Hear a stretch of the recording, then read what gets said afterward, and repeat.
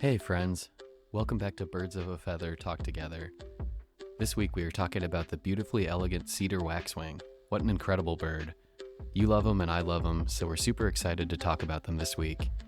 You'll learn a lot about their feather structure, what gives their feathers that waxy appearance. Join John Bates, Shannon Hackett, myself RJ, and my wife Amanda to discuss the Cedar Waxwing. All right, let's go grab our binoculars and let's get into it.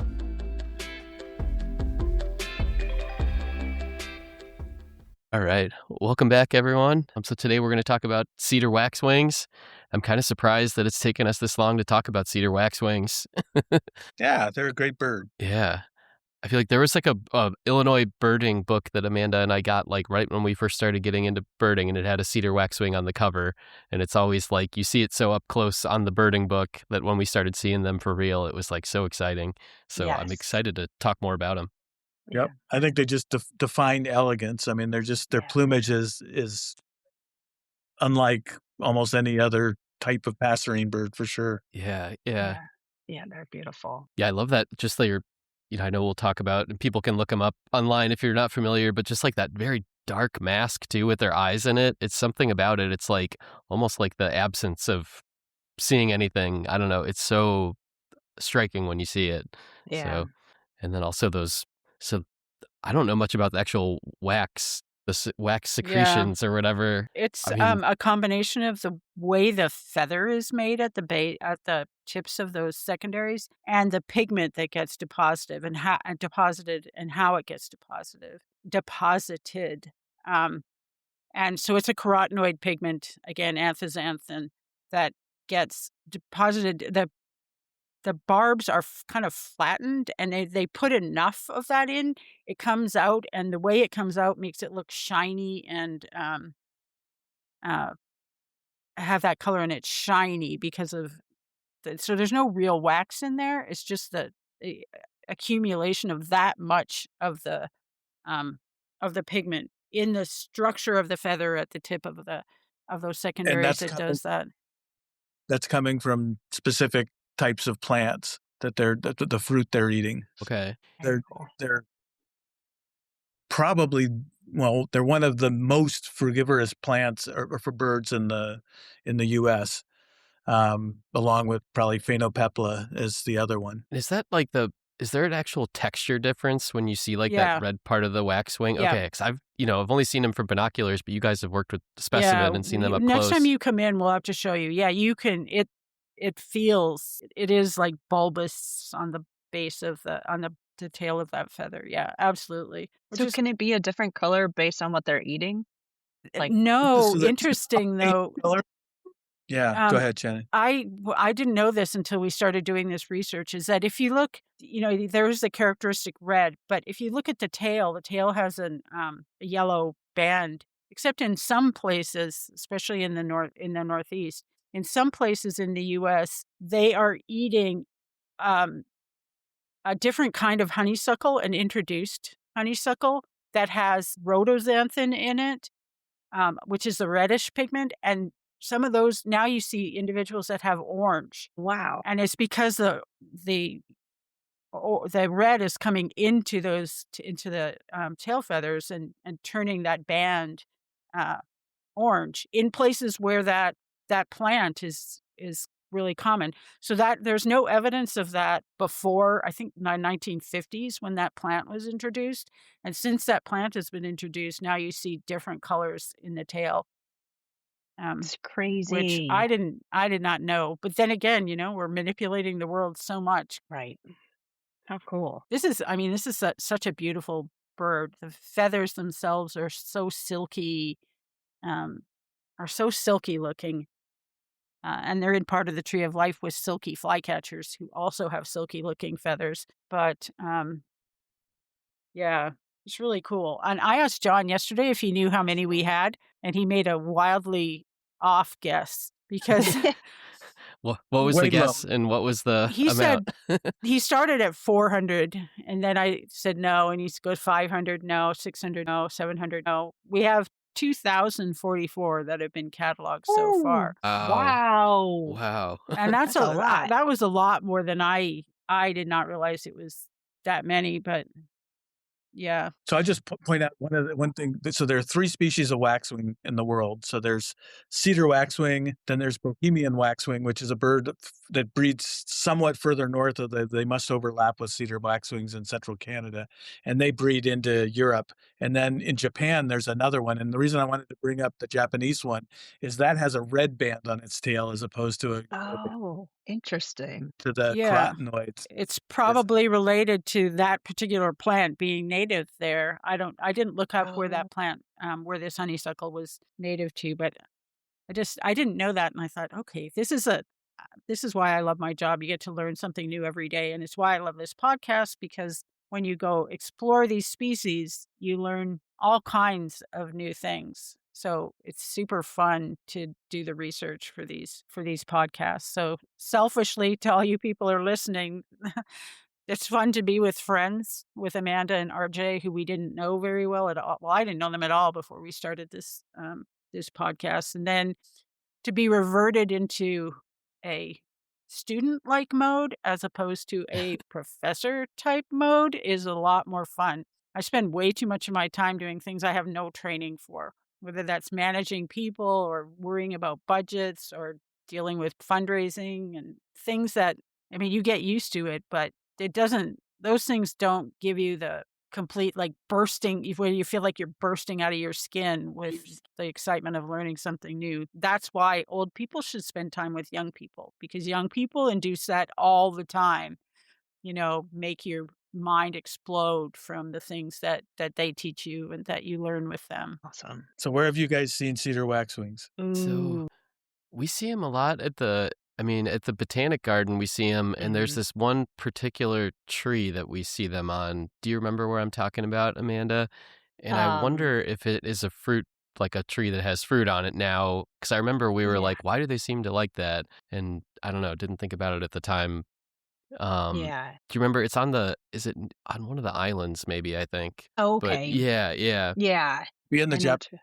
Yeah, I think so. It could Yeah. be. Yeah, they all have That's hilarious. red tails now that you Yeah. mention it. Yeah. Yeah. And I know the first time we saw one, and I'll never forget it because it was so exciting. We were kayaking in the Skokie Lagoons, Well, that's right. and we saw one really clearly, really closely, in a way you could only see from a kayak. And it was so exciting because it was the first time we'd seen it. And then we went back and looked at our bird book, and we were like, that's that. Yeah. That's the thing that's on the bird book that we'd never seen before. So Yeah. it was so cool. I bet what you're describing up from the garden is the winter, and what you're describing from Skokie Lagoons is in the summer. And one of the fascinating things about these birds is in the summer, they switch over and start eating insects. Oh, right. They nest along areas with bodies of water like Skokie Lagoons, and they come down, and at that time of year, there are a lot of things emerging out of the water, a lot of insect groups, and they tend to forage in the air. They kind of sally and catch mayflies and things like that as they come out. So Yeah. these birds So are cool. really important as seed dispersers too, because they're so obligate to plants. And the other thing I didn't know about them until doing research for this is that they're late breeders, and that's because they need the plant material so dramatically that they breed later, so that they can take advantage of a better berry season than you would get at the very beginning of the spring, when a lot of birds would start nesting. And there was been some really interesting comparative work that's been done with other frugivores like thrushes, looking at even their digestive systems are really different. Because they take such advantage of such high sugar foods that they can't incorporate lipids very well into their systems, which I didn't. I also find that pretty interesting too. This whole notion of trade-offs, of what you can do and what you can't do if you specialize in one thing, what that compromises you for doing other things. So there's another aspect to that, which you guys may have come across. Go ahead, Darcy. No, I was just going to say that I read that because they for a period of time you're eating only fruits, that actually, like, when brown-headed cowbirds will lay eggs in cedar waxwings nests, that they can't survive off of like the fruit-only diets. So they're like one of the only Crazy. species that a brown-headed cowbird would lay its egg in and it wouldn't be able to survive. I thought that was kind of Do the wild. cowbirds So learn that? crazy. Do they learn not to? Do they even know what nest they're putting their eggs in sometimes? We gotta. I wonder what the literature says on that. I think the answer may be a complex. In other words, there would be an obvious evolutionary significance, to understanding that if you could as a brown-headed cowbird. But I actually don't. I don't know that they necessarily do have that ability. That's a really Interesting. And they're one of Yeah. the species that actually looks like it's increasing in numbers over the past 20 years. That's good. Because as things reforest, you get more places where there are berries at the edges of these things. And people are planting more things like that, apparently. And I guess the use of pesticides is going down. And so they seem to be benefiting from that. So that's a 2026 good news story, RJ. Yes. Yeah. That's really So- positive. So another thing about them in the non-breeding season, but I think also in the beginning of the breeding season, is that they flock up and then they're nomadic. That's a evolutionary strategy that works really well if you're looking for fruits in situations where the fruits are always going to be patchy across big geographies. And so their non-breeding range is It's the southern huge. U.S. all the way down to Costa Rica, which is Yeah. Really? I didn't know they go down that far south. Wow. so, and it's really they're an amazing bird. There's not very many other birds that have a broad geographic distribution like that. But the way they're using it is actually they won't be in the same place every single season. Yeah, and that leads to really interesting population dynamic questions. So they are eruptive. They're one of the species with the least site fidelity to where they're born, because you can't have fidelity to where you're born if the food you need is patchy and distributed all over the place.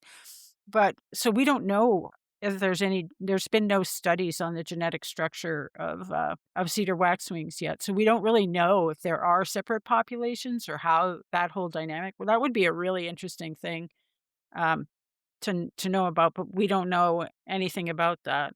Although we have 2,000 samples that someone could. I was going to get say we some tend idea. not to study these things that we think are exchanging lots of genes. Oh. But we don't know how far that know. we don't know. No. So I think we do actually a little bit, but in the sense that there's a little bit of data from banding returns that suggests that sometimes birds from the east go way far west, and I think the hypothesis is that could happen in the other direction too. So birds from central Canada or western Canada could end up wintering somewhere in the east, and again they get together in these flocks and during migration, and that's always really cool too, because when they come down and they're looking for things to feed, sometimes you can just get 40 or 50 in a single tree, which is just incredible. Wow. Yeah, That's Amanda, I awesome. think we saw a lot. Do you remember when we went with Scott this fall and we were out near that river?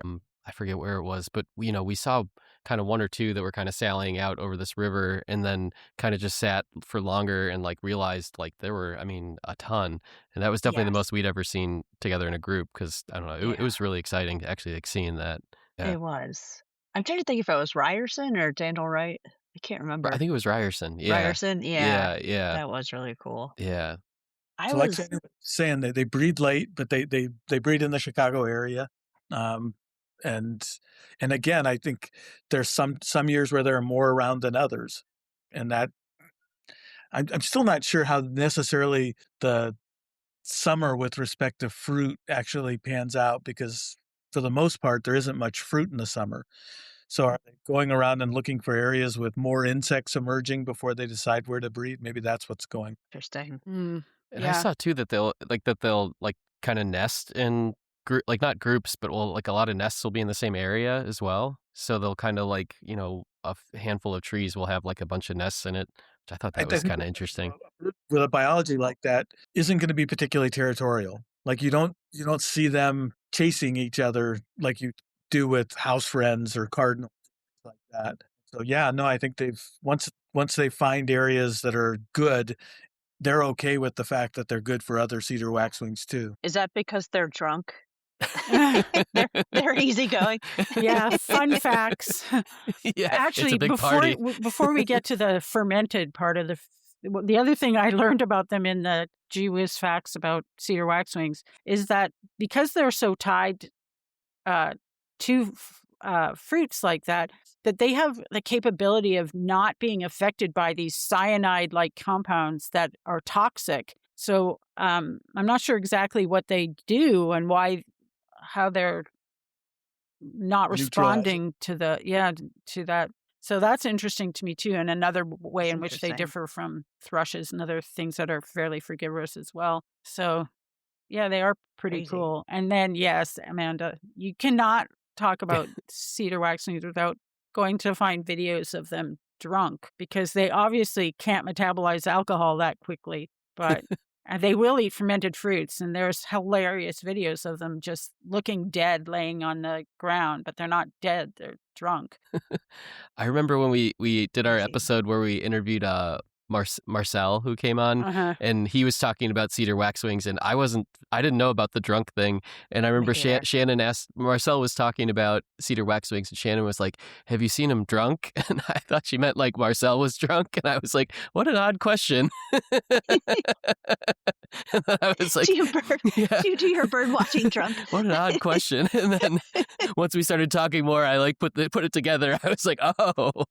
I never thought of that. I did not mean it that way.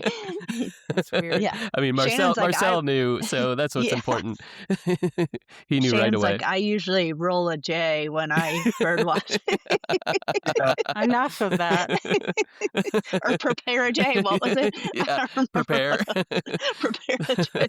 That was funny. Oh my gosh. So I wonder what these birds smell. I mean, I wonder how much smell is a part of their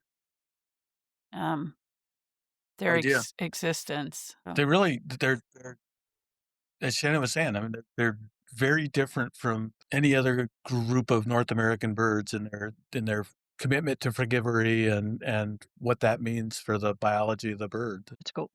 Now, John, their commitment to, what was that word? Frugivory. So Eating they eat fruits. fruit. Their fruit eating. Okay.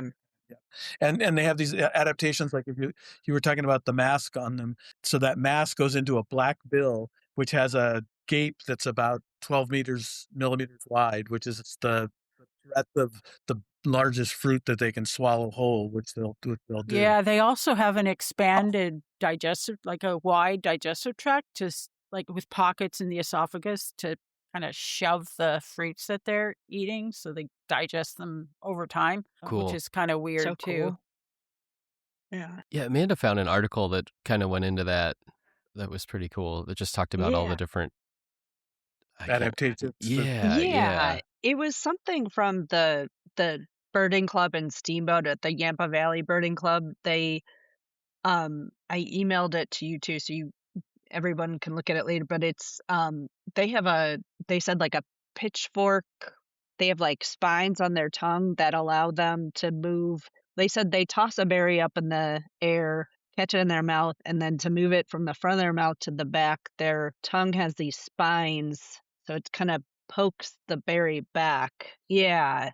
So they are so cool and obviously so adapted to, what is that word, John? Frugivory. Yeah. I'll let you say it. I still don't know what that word is. So eating fruit is something that's really common in the tropics, where there's year-round presence of fruit, but you get up into the temperate areas and there are these periods of time where there isn't fruit. And so obviously they're migratory, but at the same time, at other times when there's no fruit around, they'll eat insects. And so, they're an incredibly well-adapted bird for doing what they're doing. And it comes with a whole bunch of behaviors that make them really atypical. Cool. I was wondering, so going back to the one that's in Japan, do we know, like how we were saying the tail is red, do we know, or could we ever know if that's genetic, or is it simply what they're eating? It's genetic, but it's all modified from what they're eating, right? So Okay. it's genetic that X pigment gets deposited in X part of the body. That's developmental and genetic. Now, could you alter that? In some species, no, because they control the deposition of, and it's not a good idea if you're supposed to be yellow to be orange or red, because if you're not recognized as the right species, it's a bad idea. But and so some deposit pigments from the food without as much alteration, and that's where you get flamingos changing their color depending on how much or what is in the krill that they're eating.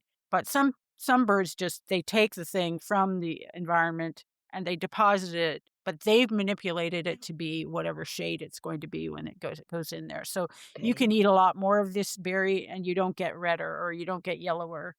But if you eat more or less shrimpy things, you will be more or less pink if you're a flamingo. Very cool. I think we're kind of getting close on time for this one. Is there anything else on cedar waxwings we want to touch on? No, I just encourage people to go out and look at them, whether they're drunk or not. And the people or the bird? They look the bird itself. Both.